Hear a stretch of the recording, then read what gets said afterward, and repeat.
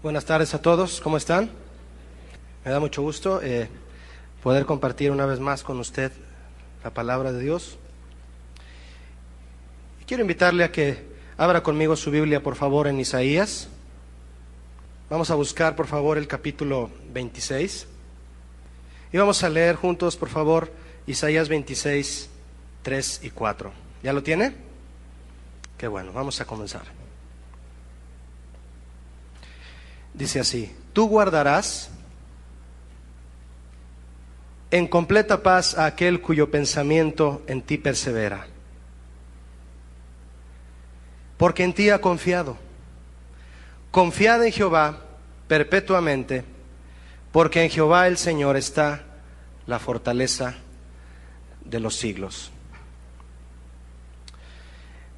En medio de las situaciones que estamos viviendo, las noticias que se escuchan por todos lados, en las que solo se habla de temas como crisis, epidemias, ¿verdad?, inseguridad, violencia, injusticia y todo lo que contribuye a la decadencia de la moral del hombre. Nosotros vamos a continuar hablando de los atributos y las grandezas de nuestro Dios. ¿Amén? ¿Cuántos quieren, en medio de todos estos temas del mundo, que hablemos de la grandeza de nuestro Dios? ¿Está de acuerdo? Por eso estamos estudiando una serie que se llama Conociendo a Dios.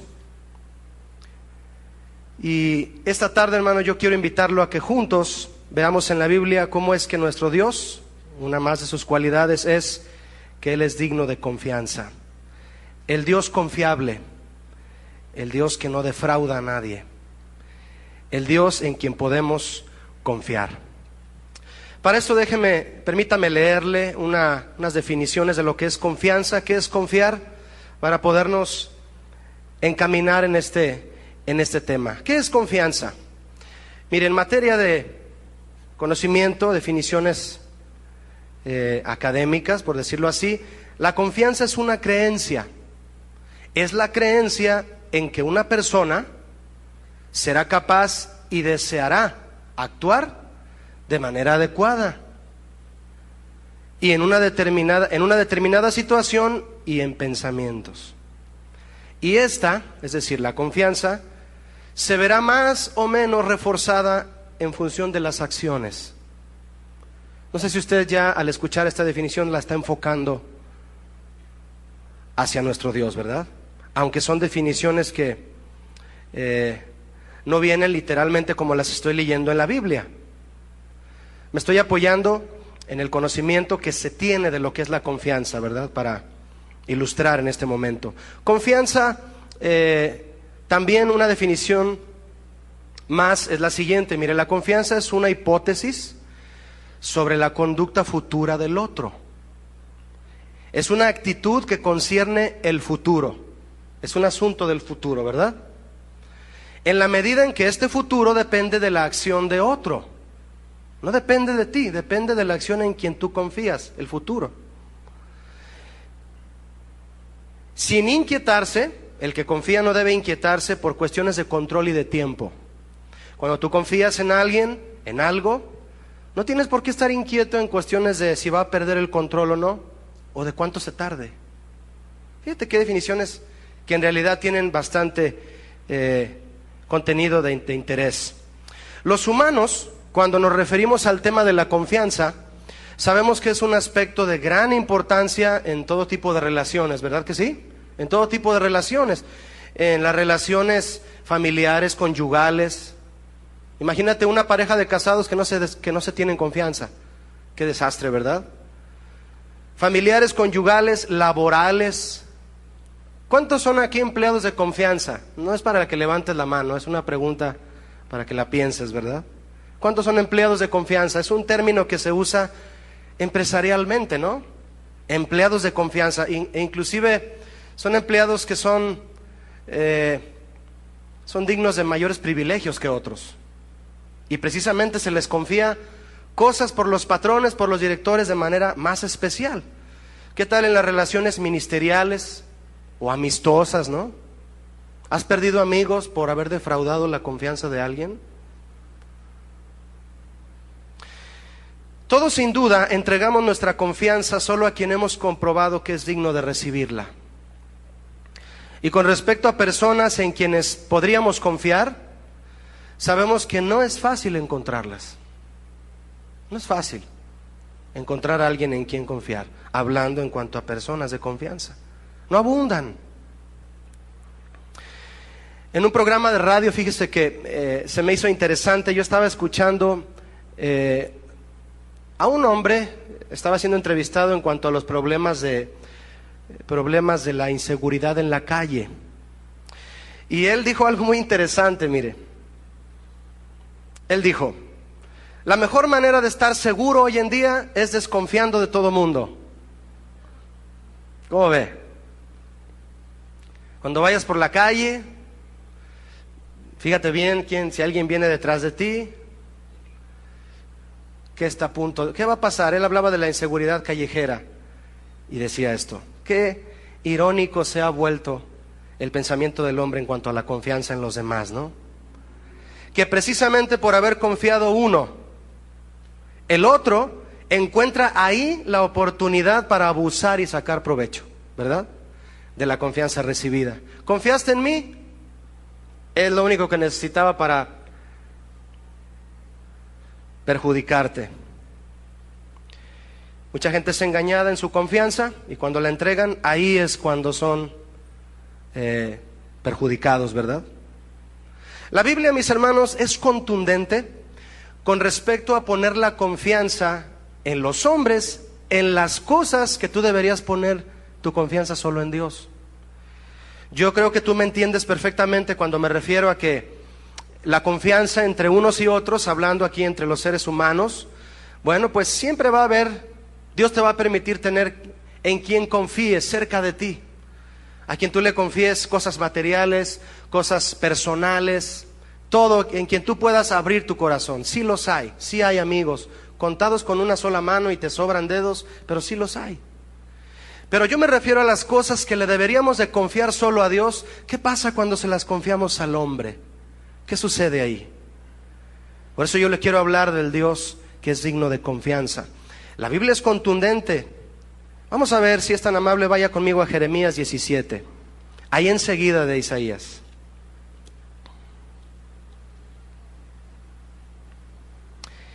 Jeremías 17, desde el verso 5, por favor.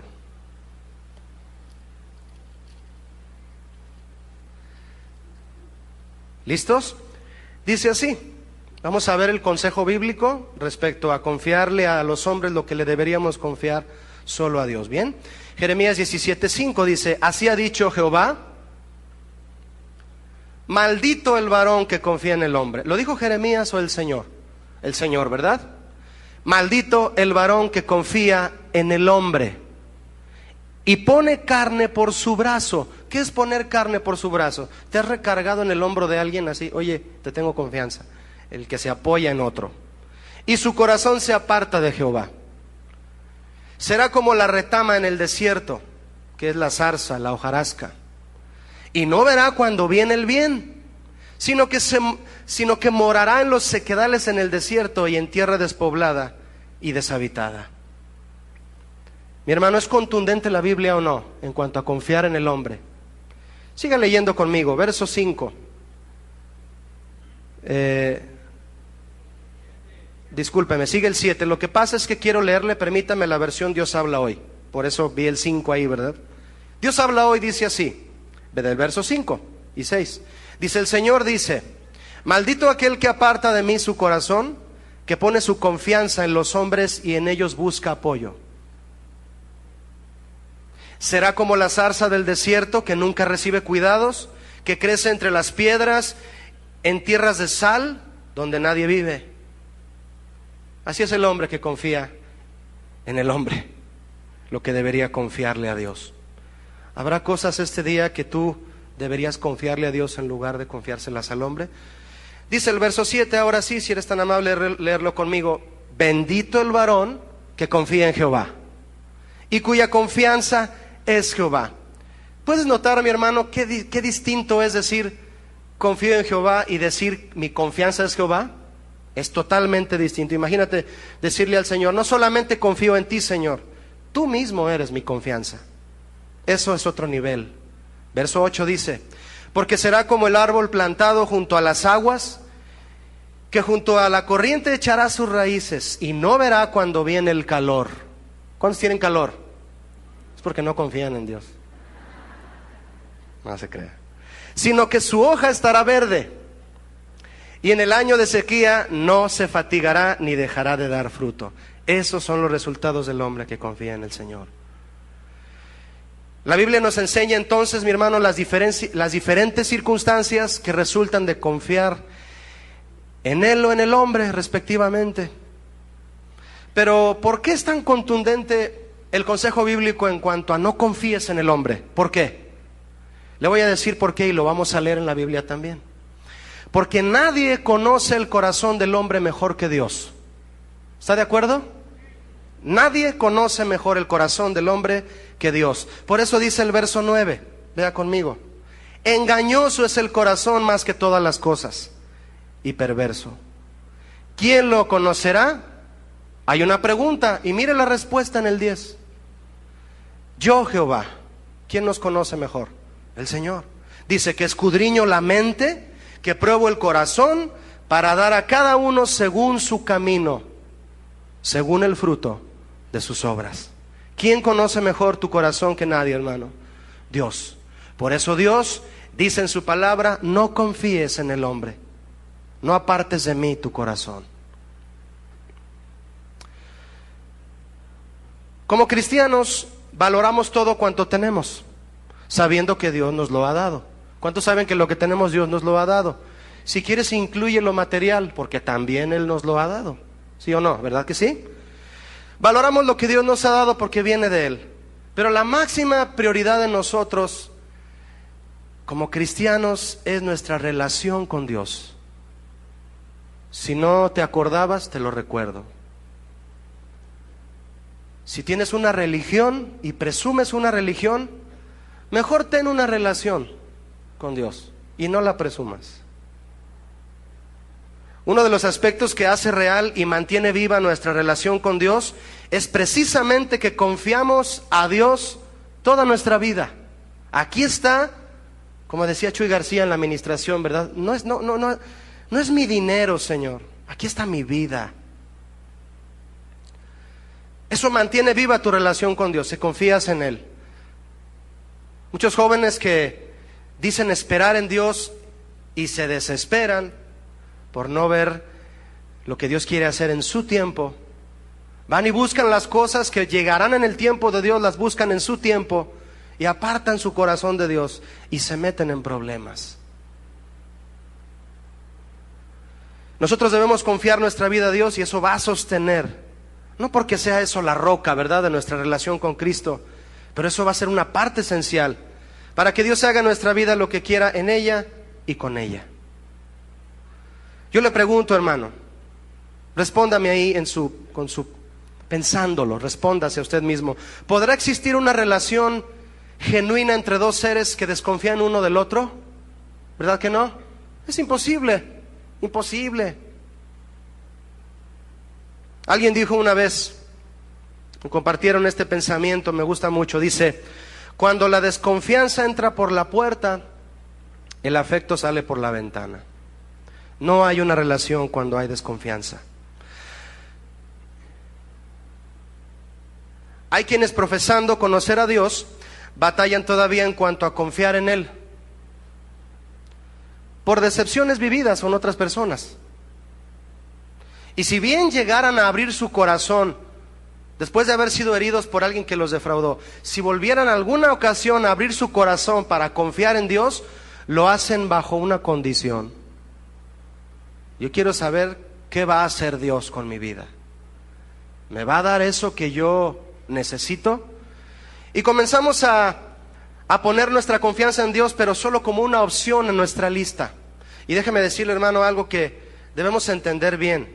Mire, el hecho de que podemos, mejor dicho, confiar en Dios, no debe ser otra opción en nuestra lista, sino que simple y profundamente Es un aspecto de primera necesidad de nuestro diario vivir. ¿Cuántos saben que confiar en Dios no es una opción, es una necesidad? ¿Sí me explico o no? ¿Confiaré en Dios? No, esta vez no hace falta. Eso es una opción. Confiar en Dios, para el que le conoce y sabe quién es Él, es una necesidad. De hecho, la máxima necesidad, confiar en Dios toda tu vida.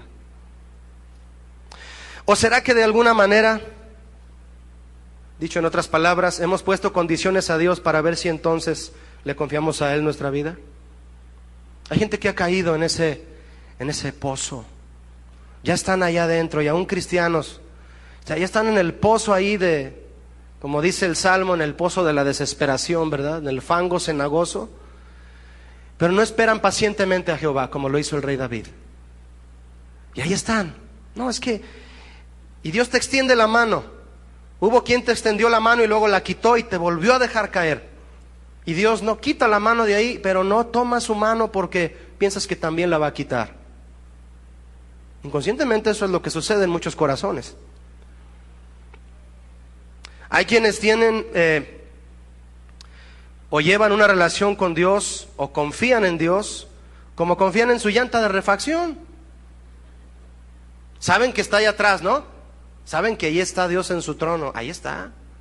Ahí está la llanta de refacción atrás, y si es un bochito, pues está adelante, porque el motor está atrás, ¿verdad? Saben que ahí está, que no se va a mover. La llanta de refacción es como mi Dios, no se mueve. Así está la comparación de triste. Así ubican su confianza en Dios. No se mueve, está bien guardada, le revisan la presión de vez en cuando. Para cuando ocurra una avería, van con la llanta de refacción y le dicen, en ti confío. Hasta entonces. Hermanos, si ustedes no se han dado cuenta, estamos hablando de conocer al Dios que creó de la nada los cielos y la tierra y todo lo que en ella hay. ¿Se han dado cuenta que estamos hablando de ese Dios? ¿Sí? ¿Los que están dormidos ya se dieron cuenta? El verso inicial que usted y yo leíamos juntos en Isaías 26:4 dice nuevamente, confiad en Jehová perpetuamente, porque en Jehová el Señor está la fortaleza de los siglos. La palabra confiad en este verso es muy interesante. Sobrepasa todas las definiciones humanas que pueda haber. Confiar significa apresurarse a refugiarse. Yo puedo decir entonces, apresúrate a refugiarte en Jehová siempre, siempre, perpetuamente, dice aquí, porque en el Señor está la fortaleza de los siglos, el refugio eterno, dice la versión Dios habla hoy.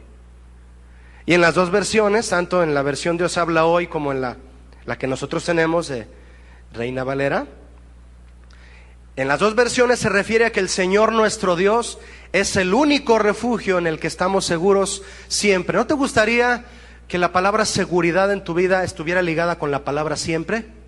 Que no fuera inconstante tu seguridad de tu persona hacia lo que vas a vivir y vas a experimentar. Seguridad siempre. Ahora que vienen están las campañas políticas, hasta suena buena para hacer una campaña política espiritual, ¿verdad? Seguridad siempre. Seguridad en Dios perpetua, dice Isaías 26:4, porque Él es el refugio eterno. La seguridad que tenemos en Dios es eterna. Muchos todavía no lo entienden. El precio que hay que pagar por ella es confiar en Él. Ese es el precio de la seguridad en Dios, confiar en Él. Podemos definir hasta aquí entonces que confiar en Dios es permitir que Él tome el control absoluto de cada situación en nuestra vida y esperar que se realice en nosotros todo y solo lo que Él ha planeado. Con esto se concluye lo que llevamos hasta aquí. Le invito a hacernos entonces, mi hermano, la pregunta central de este tema. ¿Qué le parece si nos la hacemos? ¿Por qué debemos confiar en Dios? ¿Por qué? Saber y tener una convicción de que Dios es digno de la confianza de todos los que le amamos y le buscamos, debe resultar de un conocimiento de su persona. No puedes confiar en alguien a quien no conoces. No se puede.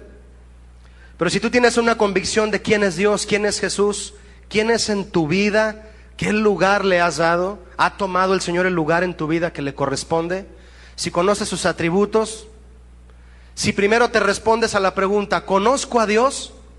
Entonces podrás responder a la pregunta, ¿debo confiar en Dios? ¿Cuántos dicen sí? Decimos que sí, ¿verdad? Y bueno, ese es sin duda el centro de nuestra serie de conocer a Dios. Y es necesario remarcar que cuanto más se afirme nuestra relación personal con Dios, mientras más conocemos personalmente a Cristo, nuestra confianza en Él será verdaderamente total e incondicional. Dice un versículo en la Biblia, déjeme leérselo. En el temor de Jehová está la fuerte confianza. ¿Qué me está diciendo este versículo a mí? En el temor de Jehová. ¿Quién le tiene temor a Jehová? Alguien que lo conoce, alguien que se relaciona con Él. ¿Quién más? Nadie más. Hay gente que no tiene temor de Dios, no lo conocen, no lo ubican, no es su Dios. Y en la Biblia dice, en el temor de Jehová está la fuerte confianza. En la relación con Dios hay confianza fuerte. Eso dice Proverbios 14:26, cuando usted lo quiera leer y meditar también por su cuenta. Le voy a leer uno más, fíjese lo que dice. Jehová es bueno, fortaleza en el día de la angustia, y conoce a los que en Él confían. Conoce a los que en Él confían. Dios se relaciona con los que buscan confiar en Él, con los que le dicen, Señor, a tus pies está mi vida. Eso dice Nahum 1:7. Alguien que en una relación entrega de manera total su confianza, hermano, usted me va a decir sí o no, es porque desea darse a conocer tal como es. Le repito, alguien que entrega su confianza totalmente es alguien que se quiere dar a conocer tal como es. En un matrimonio es el máximo ejemplo de eso, ¿verdad? Terrenalmente hablando. Si un esposo se entrega en confianza a su esposa, quiere darse a conocer tal como es. La desconfianza es una zorra en la viña del matrimonio. Dios conoce a quienes realmente confían en Él, se relaciona con ellos y solo de esa manera puede cumplir Él sus propósitos. Julio, ¿cuándo va a cumplir este propósito Dios en mí? Cuando continúes confiando en Él y no desconfiar en cuestiones de control y de tiempo. Dios no pierde el control, ni se le pasa el tiempo, ni siquiera usa reloj. Dios es eterno. ¿Para qué quiere reloj? Y tú le marcas la hora. Señor, ya es hora. Y Él, no, ¿cuál hora? Él es eterno. Una cualidad que distingue a alguien que confía plenamente en Dios es que además de conocer de Dios, lo conoce a Él. Qué distinto es eso. Y experimenta los atributos de Dios. No es lo mismo que tú escuches que Dios es omnipotente a que lo experimentes. No es lo mismo. Hay gente que llega a las reuniones y anota en las hojas de acciones o peticiones, anotan ahí acciones de gracias. Y dicen, Señor, le doy gracias al Señor por su poder infinito que sanó a mi hija, a mi hijo. Gente que ha experimentado la omnipotencia de Dios, no solo la han escuchado. Alguien que confía en Dios experimenta los atributos de Dios, experimentan que es omnisciente, porque el hecho de que Dios es omnisciente concierne al futuro, y en ese tema está la confianza. Que Dios es perdonador, sabio, justo, santo, fiel, imparcial, celoso, como aprendimos también, verdadero, que se llena de ira, así como también es grande en misericordia, porque es justo. Además de guardar un celo profundo, le tiene un amor profundo a su pueblo. Y tantas otras cualidades que tú puedes descubrir más de Él en la Biblia. Solo en la Biblia. ¿Qué pensarías de alguien que estando tú condenado a muerte, llega y te dice, yo voy a morir por ti? Y a la hora del día del castigo de la condena, se va corriendo. Pobres de nosotros, ¿verdad? si eso hubiera sucedido. Este es un buen momento, ¿no crees?, para reflexionar si tú le has corrido a la hora del compromiso. Mis hermanos, solo Dios es digno de confianza en los aspectos eternos de nuestra vida. Yo le mencioné de manera, al inicio le mencionaba cómo es que hay una confianza que se tiene entre nosotros cuando trabajamos juntos como seres humanos, y cuánto se necesita que haya gente de confianza, ¿verdad? Pero ¿qué hay con respecto a las cosas eternas? En las cosas eternas, mi hermano, no debemos jugar en ponerlas bajo la confianza de alguien que no sea el Señor. También la Biblia es contundente al respecto de poner la confianza en otros dioses. La Biblia dice, escuche, serán vueltos atrás y en extremo confundidos. ¿Estás confundido? Los que confían en ídolos y dicen a las imágenes de fundición, vosotros sois nuestros dioses. Van a ser confundidos. Isaías 42:17 dice eso. ¿De quién está hablando aquí? ¿No está hablando de los idólatras? ¿Qué te parece si le tiramos duro a los idólatras? ¿Te gustaría? Nada más ponte un casco, no sea que te vaya a caer la piedrota. Hay que tirarle duro a los idólatras, porque los idólatras, ¿qué hacen? Hablando de confianza, lo que hacen ellos es confiar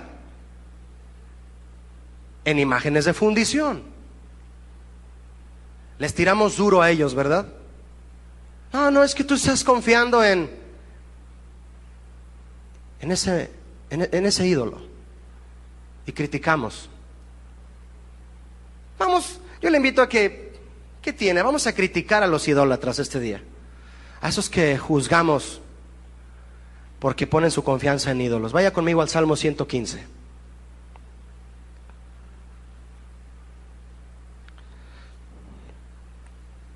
Salmo 115:1 dice: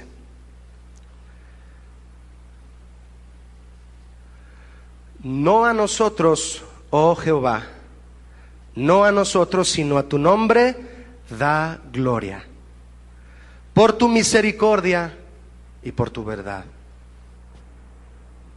Y dice el verso 2: porque han de decir las gentes, ¿dónde está ahora su Dios? Nuestro Dios está en los cielos, todo lo que quiso ha hecho.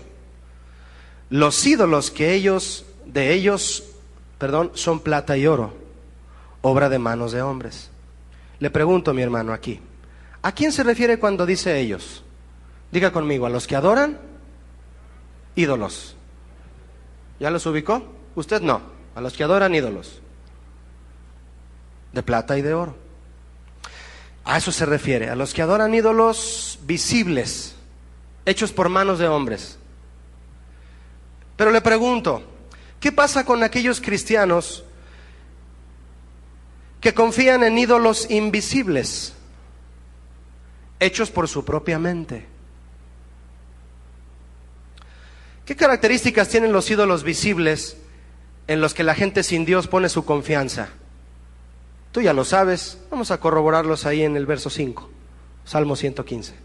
Dice, tienen boca, mas no, ¿qué? No hablan. Tienen ojos, mas no ven. Orejas tienen, mas no oyen. Tienen narices, mas no huelen. Manos tienen, mas no palpan. Tienen pies, mas no andan. No hablan con su garganta. ¿Ya se dio cuenta cuáles son las cualidades de los ídolos visibles que la gente sin Dios, en quien la gente sin Dios pone su confianza? Pero le voy a decir una cosa, hermano. ¿Qué pasa con la capacidad, los logros, la fuerza, el conocimiento y todos esos recursos con los que solemos contar en las situaciones de la vida? Son ídolos invisibles que no tienen ni siquiera boca, no tienen ojos, no tienen orejas, no tienen narices, no tienen manos, no tienen pies, pero le rendimos más culto que a los ídolos que menciona el Salmo 115. No adoras a un ídolo y te vas detrás de él hasta la basílica, ¿verdad? Pero cómo confías en tus fuerzas y en tu capacidad y en tus estudios y en lo que tú tienes. Ese es un ídolo invisible.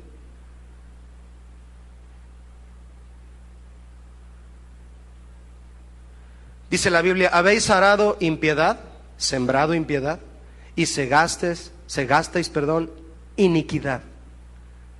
Comeréis fruto de mentira, porque confiaste en tu camino,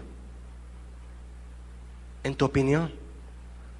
Te aferraste a tu orgullo, te aferraste a lo que tú piensas. Y dice la Biblia: y en la multitud de tus valientes confiaste. Eso dice Oseas 10:13. ¿Qué con esos ídolos, mi hermano? ¿Qué con esos ídolos? Si le rendimos culto, es que son ídolos entonces. Ya no hay que criticar a los idólatras, ¿verdad que no? ¿Verdad que no? Porque nosotros caemos en el mismo error muchas veces, haciendo a un lado nuestra confianza en Dios, en el Dios que creó los cielos y la tierra y todo lo que en ella hay, y le decimos no. ¿En qué momento de manera inconsciente tú le dijiste eso a Dios? ¿Lo puedes pensar? ¿Puedes recordar alguna ocasión en la que le hayas dicho eso a Dios? No con palabras, pero con las acciones. Que le hayas dicho: Señor, déjame hacer esto. Yo lo hago, Señor.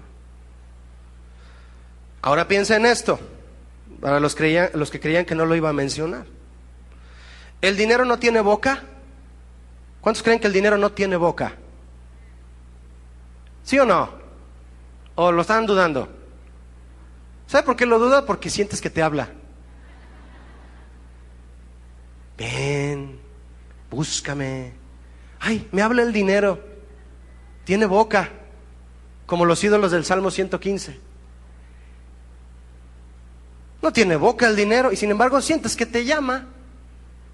Ven, y ahí vas tras él. Afanados vamos. En muchas ocasiones, ¿verdad? Fíjate, tampoco el dinero tiene orejas, ¿verdad que no? ¿No tiene orejas el dinero? A ver, puedes sacar una moneda, un billete y ver si tiene orejas. Tiene orejas el que está ahí pintado. Pues no te va a oír. Le puedes hablar ahí a... ¿Quién es el que está en el billete de $1,000? ¿Hidalgo? ¿Quién?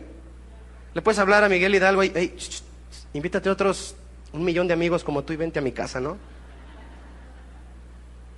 ¿Tiene orejas el dinero? No tiene. Entonces, ¿por qué le hablas? ¿Por qué compraste tu boleto del TEC? ¿Por qué compraste tu cachito de lotería? ¿Te va a oír el dinero? Dile al que está a tu lado: no te oye, no va a venir. Dile: mejor ponte a trabajar.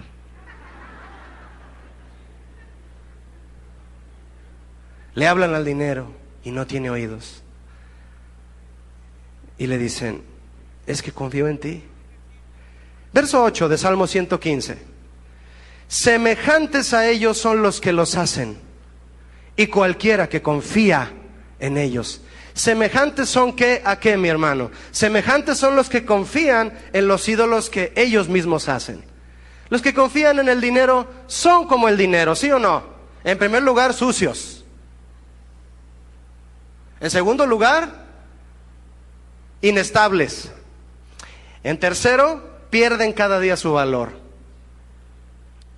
Así son los que adoran el dinero, como su ídolo. Semejantes son a ellos, dice la Biblia. Verso 9. Oh Israel, confía en Jehová. Él es tu ayuda y tu escudo. Y por favor, ponga atención, hermano, cuántas veces dice ayuda y escudo. ¿Qué es ayuda? El que te va a sacar de la situación, siempre. ¿Y qué es escudo? El que te va a cuidar. El que va a cuidar tu carro aquí afuera, para que no te roben los espejos. No, eso no. Dios no tiene tiempo de andar cuidando eso, ¿verdad? Dice el verso 10. Casa de Aarón, confiad en Jehová. Él es vuestra ayuda y vuestro escudo. Otra vez lo dice. Y verso 11. Los que teméis a Jehová, o sea, los que se relacionan con Él, o sea, los que lo conocen, saben quién es Dios, confíen en Jehová, dice aquí. Él es vuestra ayuda y vuestro escudo. ¿Quieres alguien que te ayude y alguien que te cuide? Jehová el Señor. ¿Qué hay con respecto a nuestras necesidades? Ve conmigo ahora, hermano, a primera carta de Juan, casi al final de la Biblia, capítulo 5, por favor. Vamos a tocar este tema también, porque es importante con respecto al tema de la confianza. Primera carta de Juan, capítulo 5. Está antes de Judas y luego está Apocalipsis. Ahí está cerquita del final de la Biblia. Primera carta de Juan, capítulo 5, 13. Dice así: estas cosas os he escrito a vosotros que creéis en el nombre del Hijo de Dios. ¿Cuántos creen en el nombre del Hijo de Dios aquí? Bueno, esta carta es para ti. La vamos a aceptar, ¿verdad? Dice, para que sepáis que tenéis vida eterna. ¿Cuántos saben que tenemos vida eterna? Yo sí sé. Yo sé que tú también. Y para que creáis en el nombre del Hijo de Dios. Verso 14. Y esta es la confianza que tenemos en Él, que si pedimos alguna cosa conforme a su voluntad, Él nos oye. Y si sabemos que Él nos oye en cualquiera cosa que pidamos, sabemos que tenemos las peticiones que le hayamos hecho. En nuestra relación con Dios, ejercemos confianza, pero también fe. ¿Sí? Y hay quien podría decir, Julio, es lo mismo. La Biblia las pone en diferentes circunstancias, a estas dos virtudes, la fe y la confianza. ¿Sí? Por ejemplo, la fe, no hay mejor definición que la que está en Hebreos 11:1, es la certeza de ¿qué? De lo que se espera, la convicción de lo que no se ve, ¿verdad? Y dice Efesios 2:8 que por gracia somos salvos por medio de la fe, por el canal de la fe. Ahí acomoda la virtud de la fe el apóstol Pablo en el caso de Efesios, para hablarnos cómo se aplica la fe. Pero él también escribió que podemos confiar en Cristo. Fíjate, confiar en Cristo para tener acceso a los beneficios de Dios por medio de la fe. Dos virtudes aplicadas en circunstancias diferentes. ¿Sí? Por eso dice Efesios 3:12, en quien tenemos seguridad y acceso con confianza por medio de la fe en Él. La fe y la confianza. Yo estoy hablándote de la confianza. En este pasaje que leímos tú y yo juntos de primera carta de Juan 5:13, en el verso 14 principalmente, está la palabra confianza, ¿sí? Esa palabra confianza es una palabra que significa seguridad. Eso significa, es la palabra parresía en griego. Este verso que tú y yo hemos leído muchas veces es muy usado por aquellos que enseñan que podemos obtener de Dios cualquier cosa que pidamos. ¿Cuántos creen que podemos obtener de Dios cualquier cosa que pidamos? ¿Todos lo creen? ¿Aún cosas que no necesitemos? ¿Qué diferencia, verdad? Entonces no vamos a obtener todo lo que pidamos. Pero los hombres que enseñan esto no reflexionan en que nuestras peticiones son suplidas solo si son conforme a la voluntad de Dios. Vuelve a leer conmigo el verso 14 de primera de Juan 5. Nuevamente dice, y esta es la confianza que tenemos en Él, que si pedimos alguna cosa conforme a su voluntad, Él nos oye. La gente que piensa que Dios les va a dar todo, lo leen así. Fíjate cómo lo leen. Y esta es la confianza que tenemos en Él, que si pedimos alguna cosa, Él nos oye. ¿Está bien leído? No, ¿qué me brinqué? Me brinqué el pequeñito detalle que Dios me va a oír si está conforme a su ¿qué? A su voluntad. Ese es el secreto, hermano, de saber pedir a Dios lo que necesitamos cuando se trata de pedir, ¿verdad? Y confiar en Él. Y se enseña mal. Y nosotros tal vez hemos caminado durante un lapso de tiempo creyéndolo de esta manera. Si tú lo has creído de esta manera, déjame recordarte que la Biblia dice que Dios te va a dar las cosas que tú le pides si están conforme a su voluntad. Si hemos de dar nuestra confianza a Dios, debemos saber que esta, es decir, nuestra confianza, queda sujeta a los designios de su voluntad. ¿Cuántos dicen amén a esto? Los que están convencidos. Los que le han estado pidiendo a Dios algo que Dios no te va a dar porque no te conviene, se quedan callados así, ¿verdad? Se enojan conmigo y dicen, no, Dios me lo va a dar. No, hermano, si no está en su voluntad no te lo va a dar. Y tú estás confiando de una manera falsa, de una manera errónea. No se debe confiar así en Dios. Un cristiano no debe confiar en Dios solo porque Él puede darle todo lo que pida. Imagínate, hermano. Más bien debe confiar en Dios al saber que en su voluntad de Él, Dios le suplirá lo que realmente necesita. Lo que realmente necesita. Mi hermano, muchos ponemos en la lista de peticiones a Dios cosas que no necesitamos. Piensa en eso. Ve conmigo ahora a Juan 6, por favor, Evangelio de Juan.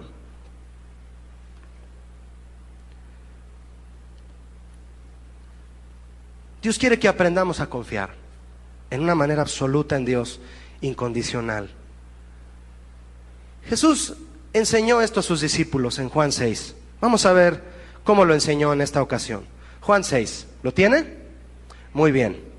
Capítulo 6, verso 1. Dice así: después de esto, Jesús fue al otro lado del mar de Galilea, el de Tiberias, y le seguía gran multitud, porque veían las señales que hacían los enfermos. ¿Le seguía qué, mi hermano? Gran multitud. Multitud, no tan pequeña como la que estamos aquí, pero era una multitud. La pregunta aquí es, ¿por qué le seguía la multitud? Yo puedo leer ahí que dice, porque veían las señales, por eso le seguían. Qué triste que seguían a Jesús porque veían que hacía milagros, ¿verdad? Eso es verdaderamente triste. En los tiempos en que Jesús iba a venir, Jerusalén esperaba un Mesías, pero por la forma en que se les presenta a Jesús, desconfiaron de Él. Él no es el Mesías. Mira cómo está vestido, viene en un burro, vive con un carpintero, hace mesas y sillas, bien hechas por cierto, pero a eso se dedica. No confiaron en eso, pero era Jesús. Los favores naturales que recibían de Jesús solía ser para muchos la única razón para seguirle. Fueron pocos los que realmente creyeron, recibieron y reconocieron a Jesús como el Mesías. Muy pocos. Fíjate, ahí había una multitud, pero no todos lo aceptaban como el Mesías. Yo quisiera que en esta multitud todos aceptáramos a Jesús como el Mesías, no porque Él hace milagros, ¿verdad? ¿Estás de acuerdo con eso? Amamos a Jesús porque Él es nuestro Mesías, nuestro Redentor. Hoy la iglesia corre ese peligro, por eso lo menciono de esta manera, hermano, ese peligro similar de aquel tiempo, de confiar en esa manera. Gran parte de la adoración que muchos le dan a Jesús es una adoración que brota de corazones que lo reconocen solo como proveedor. Porque déjeme decirle, hermano, que confiar en Jesús también es adorar a Jesús. Confiar en Él también es adorarle. También la confianza es una expresión de adoración. Y vaya que es una verdadera expresión de adoración. Pero el Señor, mejor dicho, recibe adoración de hombres que lo reconocen de una manera muy limitada, como proveedor y sanador. Sí es eso, pero es el Señor de mi vida.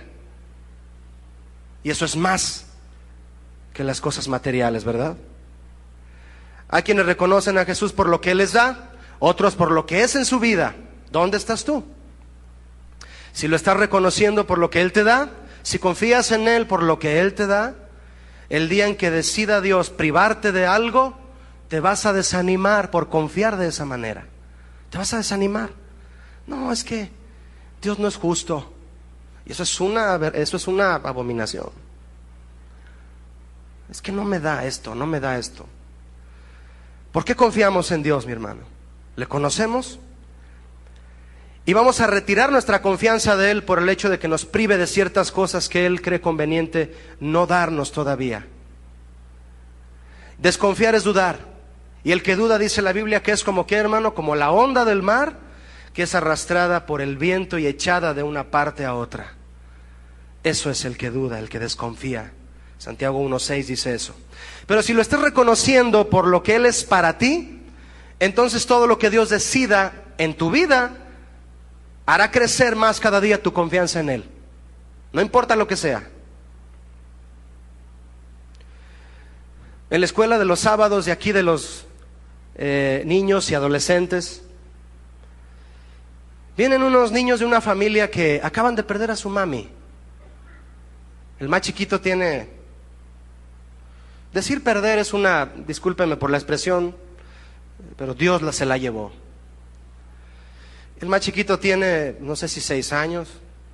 El que tiene casi 11 años, 10 creo, Octavio. Viene al salón del coro y está, yo lo veo, digo, ahí está, viene a las clases del coro todavía.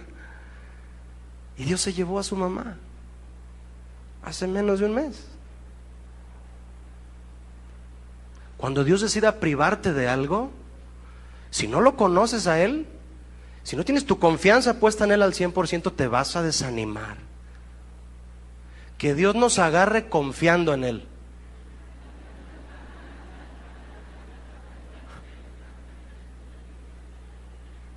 ¿Qué creyó que iba a decir o qué? Que Dios te agarre confiando en Él. Ahorita se me salió, hermano, se lo juro que no lo tengo anotado. ¿Qué revelaciones da el Señor?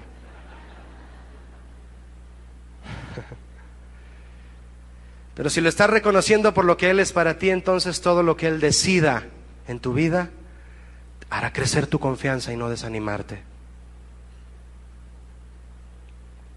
Pablo les dijo a los de Corinto, porque todas las promesas de Dios son en Él, en Jesús, son sí en Él, amén, por medio de nosotros, para la gloria de Dios. ¿Qué es eso? ¿Qué significa? Todas las promesas que el Padre hizo de cosas eternas, de cosas que valen, te dijo que sí a través de Cristo. ¿Quieres vida eterna? Tú le dices, Señor, dame vida eterna, quiero servirte. Y Él dijo sí cuando entregó a Jesús. Jesús es el sí de Dios a las promesas fundamentales del cristianismo de parte de Dios. Jesús es el sí de Dios a todas nuestras necesidades. Dije necesidades, no caprichos. ¿Amén? ¿Notas la diferencia entre necesidad y capricho? Todos, ¿verdad? Solo un niño no lo nota. Perdón por lo de nota. Encapricharse con Dios por algo es abuso de confianza. Estamos hablando de confiar en Dios, pero encapricharse con Él es abuso de confianza. Decretar lo que tendrás, clásico, ¿verdad? Decreto que tendré esto, porque Dios me lo prometió. Eso es abuso de confianza. Piden y no reciben porque piden mal, dice Santiago 4:3, para gastar en vuestros propios deleites. Piden y no reciben. Imagínate que dijera, piden y Dios les da y lo gastan en sus propios deleites. ¿Tú crees que Dios nos va a dejar gastar en nuestros propios deleites algo que Él nos da? Fue algo que tú obtuviste por tu fuerza. Cuando un cristiano confía de verdad en Dios, sabe que las verdaderas necesidades, las importantes, Dios ya las ha suplido todas en Jesús. Te pregunto una cosa, hermano, por favor responde ahí en tu corazón, en tu mente, respóndete a ti mismo. ¿Cuántos de ustedes saben bien cuáles son sus verdaderas necesidades? ¿Cuáles son? Tú respóndete. ¿Qué es lo que necesitas realmente? Eso, déjame decirte, hermano, Dios ya lo suplió. Tal vez vienes cabizbajo por falta de un empleo, te despidieron antier, porque no pudo haber sido ayer, el viernes solamente, ¿no? Y vienes pensando en eso como tu máxima necesidad. Y el Espíritu Santo queriendo hablarte y decirte, tienes a Cristo, tienes la salvación, tienes el perdón de los pecados, tienes una familia, tienes bendiciones, tesoros, herencia eterna en Cristo, y tú ahí, no tengo trabajo. Se sufre por una necesidad. Yo lo entiendo. No estoy juzgándote mal si no tienes trabajo. No. Pero lo que te pregunto ¿es tu máxima necesidad? Si Él es mi pastor, nada me faltará, ¿verdad que no? Dice la Biblia, la promesa que Él nos hizo fue la vida eterna. Primera de Juan 2:25 dice eso. Esta es la promesa que Dios nos hizo, la vida eterna. Dime una cosa, ¿cuántos creen aquí que tienen vida eterna? De veras, por favor. ¿Sí tienen vida eterna? De veras, de veritas. ¿Por qué te afanas por lo demás? Dice también la palabra de Dios, mantengamos firmes sin fluctuar, sin dudar, sin vacilar, la profesión de nuestra esperanza, porque fiel es el que prometió. ¿Cómo es nuestro Dios, mi hermano? Diga, fiel. ¿Puedes confiar en Él? Di sí. Sí, vamos a confiar en Dios, Él es digno de confianza. Eso dice Hebreos 10:23, por los que están interesados en saber dónde está. La fidelidad de Dios es el cimiento de nuestra confianza. No quiere decir que Cristo no sea la roca de nuestra vida, de nuestra relación con Dios, no. Pero es un aspecto fundamental de nuestra relación con Dios, nuestra confianza en Él, ya lo hemos mencionado. Volviendo a Juan 6, verso 3, ahí donde tienes tu Biblia abierta, Juan 6:3. Entonces subió Jesús a un monte y se sentó allí con sus discípulos. Se sentó. ¿Estás sentado? ¿Por qué te sientas en esa silla donde estás? Pues para estar descansado, ¿verdad? Imagínate que los tuviera parados aquí hasta ahora 15 minutos. No, pues se van todos, me dejan aquí. Jesús se sentó con sus discípulos. Si Jesús descansa, sus discípulos también. Amén. La confianza trae descanso. La confianza trae descanso. Verso 4. Y estaba cerca la Pascua, la fiesta de los judíos. Cuando alzó Jesús los ojos y vio que había venido a él gran multitud, dijo a Felipe, ¿de dónde compraremos pan para que coman estos? ¿Quién preguntó eso? ¿Felipe o Jesús? Jesús. Imagínate, hermano, en una situación de necesidad. Tú estás ahí en una necesidad. Imagínate que volteas arriba con el Señor para que confiar en Él y Él te dice a ti, ¿qué vamos a hacer, hijo? Imagínate a Felipe ahí. Felipe, ¿qué hacemos? ¿Quién le está preguntando a quién, verdad? ¿Qué dice el verso 6? Pero esto decía para probarle. ¿Probar qué? Su confianza. ¿Cuántos saben que nuestra confianza debe ser probada? Tiene que ser probada para que sea más grande y más valiosa cada día. Porque él sabía lo que había de hacer. ¿Quién sabía lo que había de hacer? Jesús, no Felipe. Jesús probó a Felipe para que buscara una solución humana y que le dijera, no hay ninguna solución humana, Jesús, no la hay, ¿por qué me preguntas? Bueno, te estoy preguntando para que te convenzas que tú no puedes hacer nada, Felipe. Sabiendo que no existía tal cosa, dijo, no, pues no hay nada que hacer. Las pruebas preparan el camino para la llegada de un milagro. ¿Quién va a hacer el milagro? Jesús. Y nuestra confianza no tiene por qué moverse. Verso 7. Felipe le respondió, 200 denarios, que es muchísimo dinero, de pan, no bastarían para que cada uno de ellos tomase un poco, le dice Felipe a Jesús. Cuando Jesús preguntó a Felipe dónde comprar esta cantidad de pan, Felipe lo que hizo fue calcular. Nosotros calculamos, no va a ajustar, sí va a ajustar, no, falta tanto. Cristo no quería calcular. Felipe lo hizo. Pero Jesús le enseña que los recursos naturales, en este caso financieros, no eran lo que iba a suplir esta necesidad. ¿Cuántos saben que aunque sabemos que el dinero no es una prioridad de nosotros como cristianos, cuántos saben que Dios nos lo tiene que recordar de vez en cuando? ¿No, sí está de acuerdo conmigo? Se nos olvida, ¿verdad? Y dices, ay, sí, Señor, perdóname. No es el dinero lo que me va a sacar adelante aquí. Nos lo tiene que recordar, ¿verdad? Felipe fue objetivo en relación a hacer algo a su alcance, pero no podía. Nosotros limitamos la obra de Dios, limitamos la mano de Dios, la detenemos por suponer de antemano que lo que nosotros hacemos es suficiente. Dice el verso 8, síganme por favor con su lectura, estoy en Juan 6:8. Uno de sus discípulos, Andrés, hermano de Simón Pedro, le dijo, aquí está un muchacho que tiene 5 panes de cebada y 2 pececillos. ¿Mas qué es esto para tantos? No ajusta. La confianza de Felipe era de calculadora, mientras que la de Andrés era una confianza medio optimista, ¿verdad? Pero no. Jesús quería ver algo más. Fíjese, hermano, ¿quién contaba con más recursos para suplir esa necesidad? ¿El muchacho que dio los pocos panes o los discípulos? Los que están dormidos, ¿qué opinan? ¿Quién contaba con más recursos para suplir esa necesidad? Repito, ¿el muchacho o los discípulos? No le pregunté a Jesús, ¿eh? ¿Quién contaba con más recursos? Los discípulos. ¿Cómo que el muchacho? ¿Qué pasó, mi hermano? No me falles. Los discípulos, ¿por qué? Porque tenían a Jesús a un lado. ¿Sí o no? Y sin embargo, al ver que el muchacho dio bien poquito, ellos dijeron, no, pues yo tampoco doy nada. Lo que el muchacho da no es ni para que coma el gorrón de Judas. Yo, ¿por qué? No, ¿cómo voy? ¿Qué voy a poder dar yo? Y así somos miserables de corazón. ¿Sabes qué miserable, hermano? No es el que no tiene nada, es el que cree que no puede dar nada. Y teniendo a nuestro lado el dueño de la bodega, ponemos nuestros ojos en una limosna cuando hay necesidad y desconfiamos. No, yo quiero imaginarme las caras, hermano. Yo no podría, bueno, la verdad sí, a lo mejor yo hubiera puesto una cara peor que la de Felipe y Andrés, ¿verdad?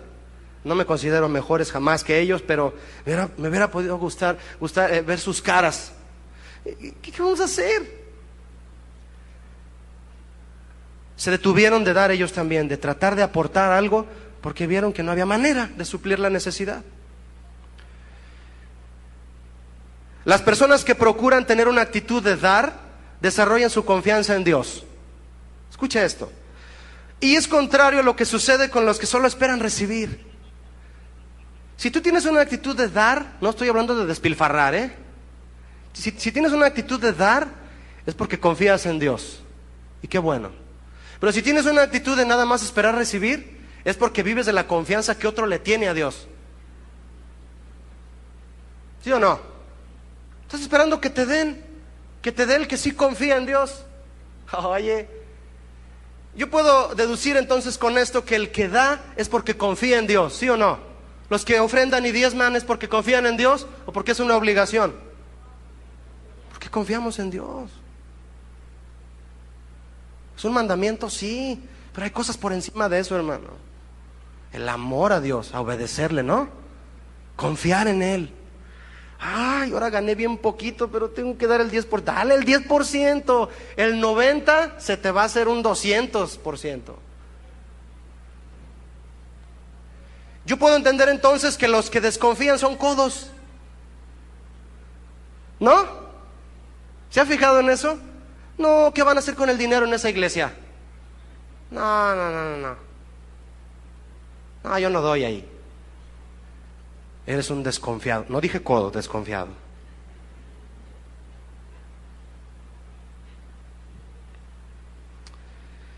¿Estás hablando de dinero, Julio? Bueno, sí, pero hay cosas más valiosas que el dinero. Estoy hablando de tu vida principalmente. Imagínate que Jesús en ese momento de la necesidad para alimentar a 5,000 hombres, muchos de ellos con sus esposas y todos sus hijos ahí, yo creo más de 10,000 ahí. Imagínate a Jesús. Ya sé, Felipe, Andrés, Mateo, todos, tráiganse unas canastas, vamos a recoger una ofrenda. Porque el costo del congreso no ajustó. Vamos a cobrarle la entrada aquí a la conferencia del Monte de las Bienaventuranzas. Se va a llamar el congreso Monte de las Bienaventuranzas. Les vamos a cobrar la entrada al monte y vamos a juntar una ofrenda para que ajuste. No se necesita eso porque ahí está Jesús. Y si está Jesús, hay provisión. A alguno de ellos se le pudo haber ocurrido, hermano. Se me está ocurriendo a mí también ahorita. Puede haber llegado Juan o alguno de ellos. Jesús, ¿qué te parece si a Judas? ¿Qué te parece, Jesús, si recogemos una ofrenda? Que cada uno dé un denario. No era tan poquito dinero. Y ya todos comen. Imagínate la respuesta de Jesús a esos hombres que piden dinero. ¿Sí me expliqué, hermanos de internet? Ok, muy bien. Lo que cambió todo fue la actitud del muchacho que tal vez pensó, aunque sea poco lo que tengo, si lo doy todo será suficiente. Cuando le damos todo a Dios confiando en Él, por poquito que sea lo que le das, pero es todo lo que tienes, Él pondrá el resto, por mucho que pueda hacer. A Abraham Dios le prometió una descendencia como las estrellas del cielo. ¿Eso es mucho? Dígame, es muchísimo porque somos jalisquillos. Es muchísimo. Una descendencia como las estrellas del cielo. ¿Es mucho eso? Sí. Y nada más le dio un solo hijo. Y se lo pide que lo mate en sacrificio. ¿Qué había de por medio para que esa promesa se cumpliera? Confianza. Confianza en Dios. Por eso a Abraham se le llamó el padre de la fe. Y por eso Dios le llama a él en la Biblia, Él es mi amigo. Tenía esa confianza extrema porque tenía una relación de amistad. Ahí hay confianza, donde hay amistad verdadera hay confianza. Y Dios dijo, Abraham es mi amigo. Le dijo a Abraham, en otras palabras, Dios le dijo, se lo voy a parafrasear, dame lo poco que tienes, Abraham, y te daré lo mucho que te he prometido. Y Abraham lo hizo, y fue lo que lo hizo famoso a Abraham, su confianza en Dios. ¿Por qué eres famoso en tu trabajo? ¿Por quejumbroso? Ahí viene el cristianito que de todo se queja. ¿Por qué eres famoso en tu familia? Papá. O sea, papá de tu familia, no mío. ¿Por qué eres famoso en tu familia? ¿Por qué eres famoso? ¿Qué fama reconoce tu esposa de ti, hombre casado? ¿Que te estás quejando de las cosas materiales? ¿O que llegas con ella y con tus hijos y les dices, vamos a orar porque no me ajustó para comprar la leche, pero ahorita vamos a orar, Dios nos va a suplir? Se te quedan viendo. Si nunca lo habías hecho, se te quedan viendo más. ¿Qué fama tienes entre la gente que te rodea conforme a la confianza que tú desempeñas hacia Dios? ¿Cuál es nuestra fama? La fama de Abraham él era el padre de la fe. Los evangelios nos muestran que Jesús, antes de realizar un milagro, enseñaba primero su palabra. Primero hay que aprender la palabra de Dios para poder recibir el milagro con madurez. Dios sabe lo poco que nos benefician los milagros que Él puede hacer si antes no nos enseña las cosas valiosas de su palabra. La confianza en Dios no debe estar basada en los milagros y beneficios que Él otorga, sino en su palabra y en su soberanía. Si estás en una situación en la que solo el milagro de Dios te puede librar, lo más valioso de Dios para ti, mi hermano, no es el milagro que está Dios a punto de darte, sino lo que vas a aprender antes de que llegue el milagro. ¿Me expliqué? Cuando llegue el milagro que estás esperando de Dios, que sane a tu hijo, que sane a tu pariente, que te supla ese trabajo, que tu negocio vuelva a reverdecer.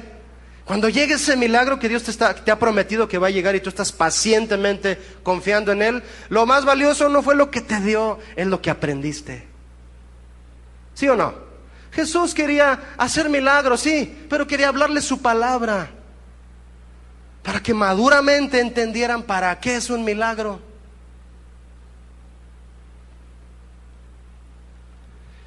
Muchos quieren el milagro sin haber aprendido nada.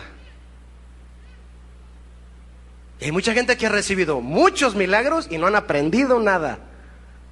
Y no están aquí. No vienen a la iglesia, no van a ninguna iglesia.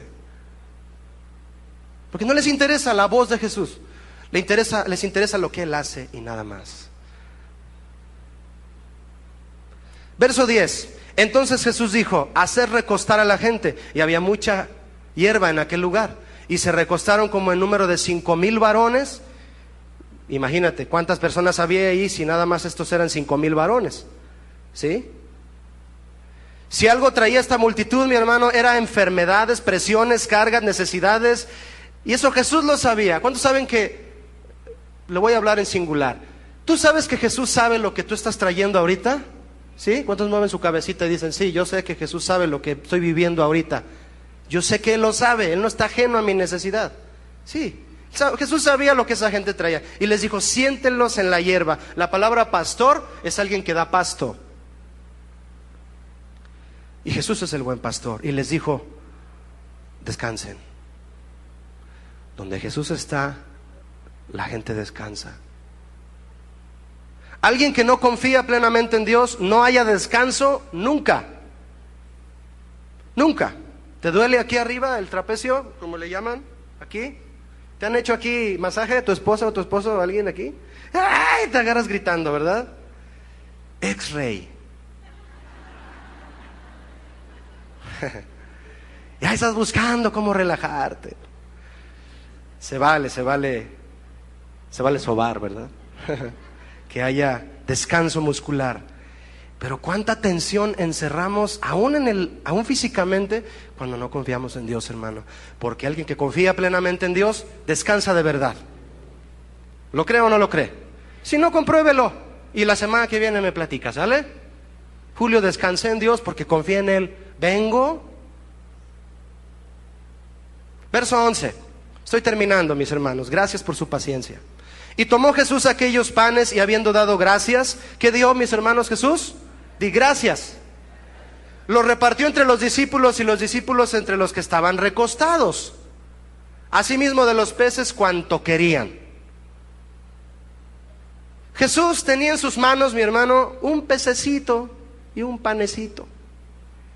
Y no dijo, ay, qué poquito, esto no ajusta. Ay, no, ¿por qué diario esta escasez? ¿Se quejó? Dio gracias y era poquito. Era bien poquito. Y dio gracias. ¿Tú das gracias cuando es bien poquito lo que traes? Tengo que hacer algo para que despierten, hermano, porque el calor está tremendo. Le vuelvo a preguntar, ¿tú das gracias cuando traes poquito en tus manos? Cuando sacas la bolsa del pantalón y salen solo las basuritas de la lavadora. Así se les lleva el aire, ¿no? Y dices, gracias, Señor. O dices, ¿por qué no traigo dinero? Jesús no dijo eso. ¿Por qué es tan poquito, Padre? No, Él dijo, gracias. ¿Te has fijado que cuando oras en los alimentos, cierras los ojos? Y luego uno de tus hermanos ahí o tu esposo te hace una broma y te quita el plato, ¿no? Si es carne asada y fue poquito para todos, te quita el plato y ya abres los ojos y dices, ay, se lo robaron. Pero cuando tú cierras los ojos para dar gracias a Dios, lo que Dios hace es ponerte más platos. Te suple lo que necesitas, pues. Échale más agua a los frijoles cuando llegues a tu casa, ¿sale? Y vas a ver que no, se te van a salir de la olla. Pon de tu parte, confía en Dios y Dios va a multiplicar. Hay cosas interesantes en este verso. Jesús dio gracias primero. No se quejó porque era poquito. No te quejes cuando sea poquito. ¿Qué hizo Jesús también? Lo repartió no entre la gente. ¿Sabías que Jesús no le dio a la gente? Le dio a los discípulos. Porque los que quería Él que aprendieran la lección de confianza eran los discípulos. La gente no lo iba a entender en ese momento. Después los discípulos les iba a corresponder enseñar, discipular. Pero los que estaban aprendiendo la lección eran los discípulos. Con ellos estaba tratando el asunto. La gente nada más iba a comer. Yo no sé si tú vienes aquí a la iglesia a comer o a recibir de Jesús para darle a otros. ¿Eres nada más de los que vienen a comer o eres discípulo de los que vienen a recibir para ir a dar? ¿Eres el consumidor final o eres mediador? Mediador significa sacerdote, por cierto, en hebreo. Y el último punto que está aquí en este verso es que los discípulos lo repartieron entre la gente, confiando en que eran usados por Él. Jesús no fue el que le dio a la gente, le dio a sus discípulos. Jesús les da a los que confían en Él y ellos pueden repartir a otros, porque confiaron en Él.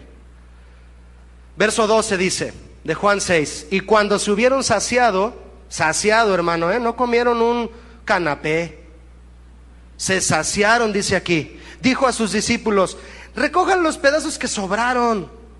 Imagínate, hermano. Yo creo que, ¿cuánto duraron comiendo? ¿Medio día?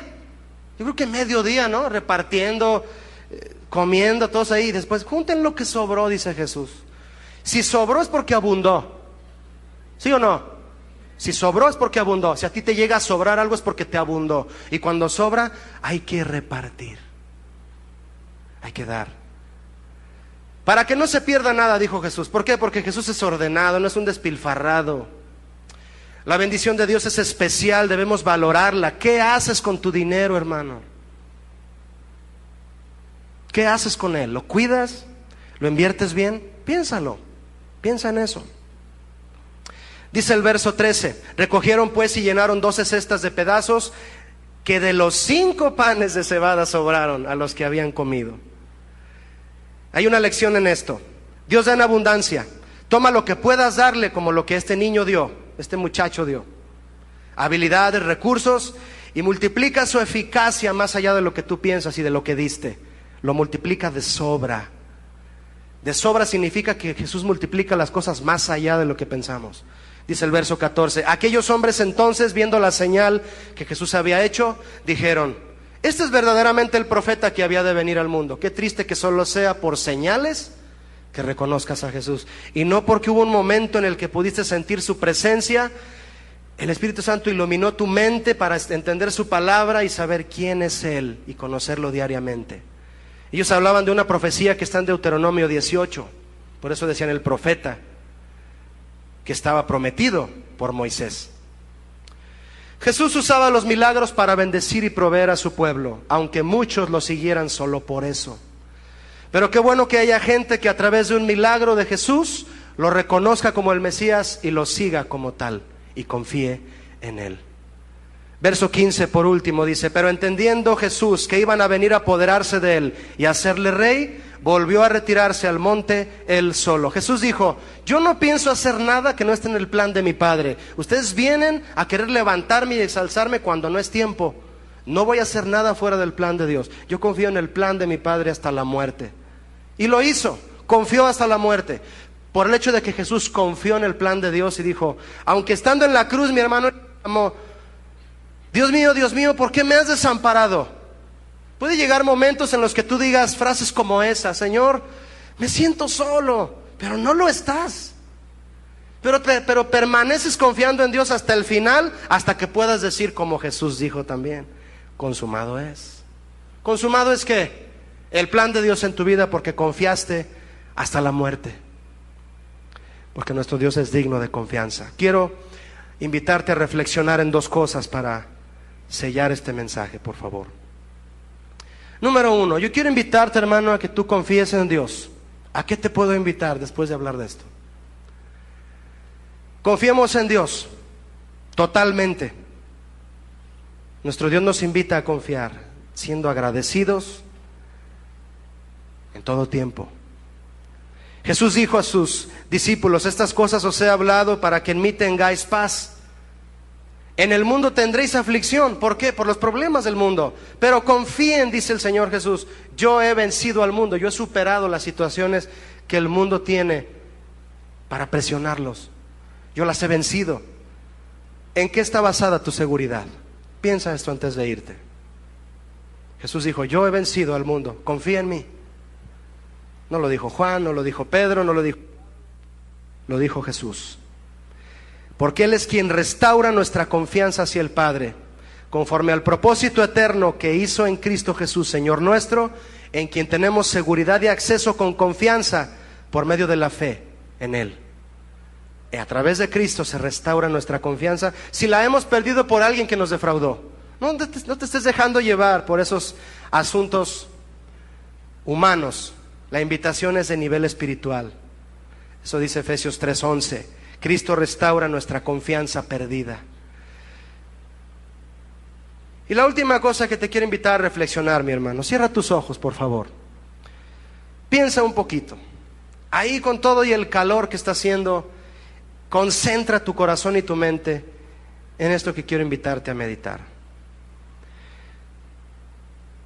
¿Tú eres digno de confianza? De la confianza de tu familia, de tus amigos. ¿Eres digno de la confianza de Dios? ¿Estás tratando de llevar una relación de confianza con Dios y tu esposa ya no confía en ti? ¿Tu esposo o mujer ya no confía en ti? Qué triste suena eso, ¿verdad? Confía en Jehová y haz el bien y habitarás en la tierra y te apacentarás de la verdad. Deleítate a sí mismo en Jehová y Él te concederá las peticiones de tu corazón. Encomienda a Jehová tu camino, déjaselo a Él y confía en Él y Él hará. Exhibirá tu justicia como la luz y tu derecho como el mediodía. Guarda silencio ante Jehová, no hables de más, y espera en Él. No te alteres con motivo del que prospera en su camino, por el hombre que hace maldades. Deja la ira y desecha el enojo. No te excites en manera alguna a hacer lo malo, porque los malignos serán destruidos. Pero los que esperan en Jehová, ellos heredarán la tierra. Ora conmigo, dile: Señor, dile en voz alta, iglesia: Señor, confiamos en ti, Señor. Dile en voz alta: tú eres soberano, tú haces bien las cosas, Padre, tu voluntad es perfecta. Señor, no es una opción que confiemos en ti, es una necesidad que tenemos, y no dejaremos de hacerlo, porque tú eres la fortaleza de los siglos, y tú guardarás en completa paz a aquel cuyo pensamiento persevera en ti, porque en ti ha confiado. Levanta tus manos, mi hermano, por última vez en esta tarde. Dile: Señor, no quiero volver a desconfiar de ti en ninguna cosa que yo creía que yo solo puedo lograr.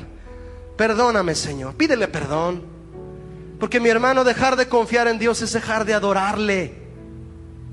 La confianza es una expresión de adoración para Dios. Dile: Señor, quiero descansar en la hierba. Tú estás sentado y me estás dando la mano. Siéntate, descansa. No te preocupes, no te afanes. Confía en mí. Dame tu vida. Deja toda tu ansiedad a los pies de Cristo. Él tiene cuidado de nosotros, dijo el apóstol Pedro. Gracias, Señor, porque confiamos en ti y esperamos en ti. Que todos mis hermanos aquí, Señor, los invitados por primera vez, que comiencen una vida de confianza en ti, de que tú eres el proveedor, sí, pero eres el soberano Rey de nuestras vidas. En el nombre de Jesús, amén. Dios les bendiga, mis hermanos.